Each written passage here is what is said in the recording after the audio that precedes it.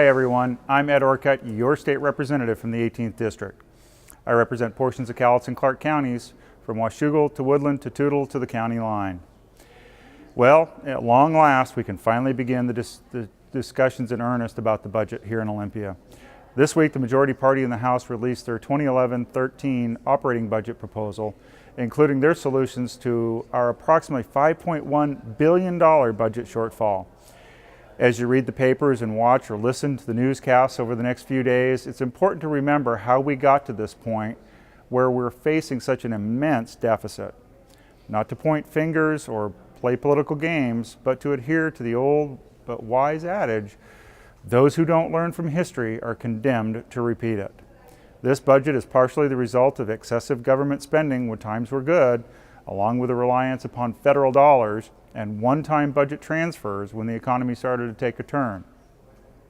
Instead of quickly making changes 2 years ago, changes that would have been difficult but would have led to budget stability today, budget writers instead kicked the can down the road, choosing to pin their hopes on an improving economy.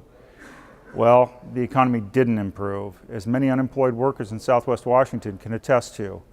And here we are today with a substantial budget shortfall. I wish I could say budget writers from the majority party have learned from past mistakes and have come out with a budget that doesn't rely on gimmicks or one-time money. A budget that prioritizes services for education, public safety, and our most vulnerable citizens. A budget that is sustainable, transparent, and responsible. A budget that reforms how state government operates and how it delivers services. But sadly, I cannot. As one of the assistant ranking Republicans on the House Ways and Means Committee, I've been working with my colleagues on both sides of the aisle to find sustainable budget solutions that will set us on a new path and get Washington working again. However, while I agree with many of the necessary reductions in spending found in the Democrat budget, a significant difference in priorities and principles has led House Republicans to offer our own plan. Our plan prioritizes public safety and protects our communities. Their plan proposes to let criminals out of jail early just to save money. Our plan protects the most vulnerable citizens. Their plan reduces or eliminates developmentally disabled employment programs. Their plan cuts Medicaid funding. Ours doesn't. Their plan implements severe cuts to nursing homes, harming our senior citizens. Ours doesn't. We believe these folks are truly the most in need of government help and assistance. Our plan prioritizes education. It's a constitutional mandate that it is. We leave more money in K-12 education, and we don't eliminate $6 million for the school food program. Our plan also makes more reforms and is more sustainable moving forward. Rather than keep certain programs on life support by barely funding them, we choose to eliminate expensive or unnecessary programs and agencies in order to protect high priority services. Finally, our budget plan does not rely on budgetary gimmicks to balance the bottom line. Their budget pushes out $240 million from this biennium into the next biennium and books it as a savings this time around. Their budget also relies on a questionable and hastily prepared proposal to lease our state's liquor distribution center. While I do think it's important to have a discussion about whether the state should stay in the liquor business, this isn't the way to do it. Under this proposal, the state will receive a one-time payment of $300 million.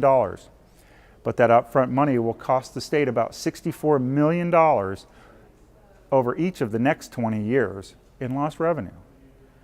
I mean, let's do the math. $64 million a year for 20 years for an upfront one-time payment of $300 million?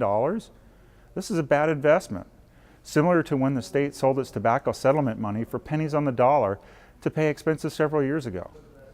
I believe the public wants a transparent and sustainable budget that does not rely on accounting gimmicks to make ends meet. I'll continue to update you on the various budget proposals as they move through the process. For more detailed budget information, you can always visit my website. Now, I'd like to shift gears here and introduce you to two very special people who came to Olympia to serve as legislative pages this week. This is Miranda Daniels-Brown and Michaela Hartsock, both from Olympia. They served in the legislature this week, delivering mail to representatives' offices and delivering documents to us here on the House floor. They also attended Page School, where they learned more about state government. So, did you girls have a good time this week? Did you learn lots about the legislative process? Yes. And would you say this has been a valuable experience for you? Definitely. There you have it, folks. This is a great opportunity for youths that are 14 to 16 years old throughout our state.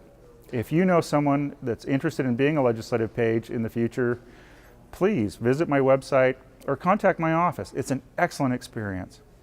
As always, feel free to call me with your questions or concerns during the legislative session. You can use my direct line at 360-786-7812. Again, that's 360-786-7812. Or call the toll-free hotline. You can even send a message by email. And don't forget to check my webpage for news. And while there, you can sign up for my e-newsletter. So I want to thank you for taking time with me again this week. I'm Ed Orcutt, your state representative from the 18th District.